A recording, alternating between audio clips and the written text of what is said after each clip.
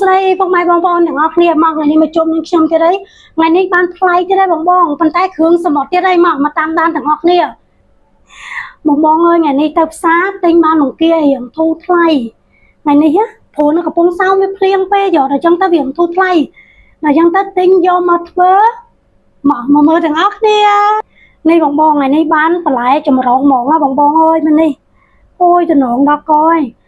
មានបារាមានការ៉ុត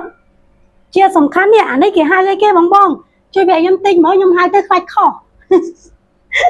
មកបងមកតាមដានមើលទាំងអស់គ្នាមកបងយើងចាប់ផ្ដើមមកសម្អាតផ្គាទាំងអស់គ្នា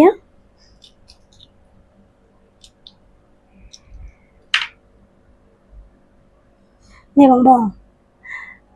ផ្គាយើងសម្អាតចឹងមកបានស្អាតទេបងអានោះមកបងផ្គាខ្ញុំធ្វើស្អាតទេណាតោះទៅលាងសម្អាតវាទាំងអស់គ្នាមកបងផ្គាយើងលាងហើយឡើងចាប់ផ្ដើមដាក់ត្រាំសូដា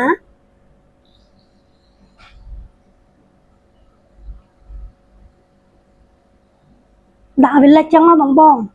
បានឆ្អិនល្អថ្ងៃនេះខ្ញុំបានភ្លាបង្គាឆៅជាមួយម្រះខ្ចីបងមក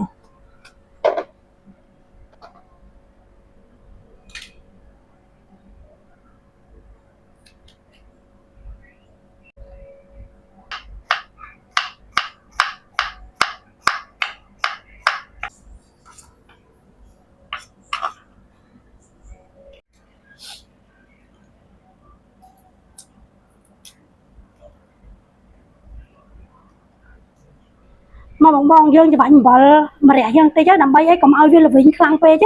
ដោយសារកូនក៏ហូបប្តីក៏ហូបតែចឹងទៅខ្លាចល្វីងខ្លាំង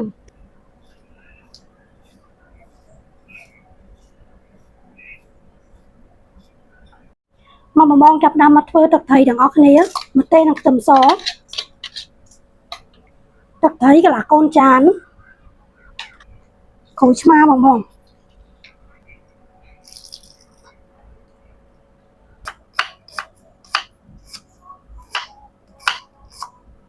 កបងចាប់ដើមដាក់ស្ករស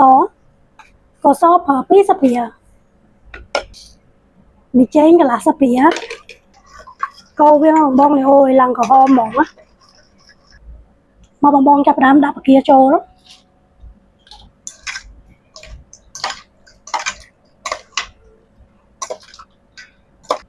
ចាប់ដើមចាក់ម្រះចូលបងម្រះហើយនឹងខ្ទឹមក្រហម